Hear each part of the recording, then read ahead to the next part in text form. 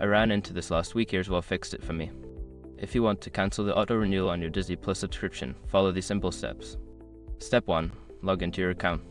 Go to the Disney Plus website or open the app and log in using your credentials. Make sure you have access to the account you want to modify. Step 2. Access your account settings. Once logged in, click on your profile icon in the upper right corner. From the drop-down menu, select Account to access your subscription details.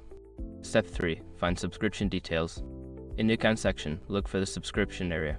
Here, you will see your current plan and renewal information. Step 4. Cancel auto renewal. Click on the option to manage your subscription. You should see an option to turn off auto renewal. Confirm your choice when prompted. Step 5. Check confirmation. After canceling, you should receive a confirmation email. Make sure to check your inbox for this confirmation to ensure the auto renewal is indeed cancelled. Sometimes, the confirmation email might end up in your spam folder, so keep an eye out for that. If you follow these steps, you should have no trouble managing your subscription. Happy streaming!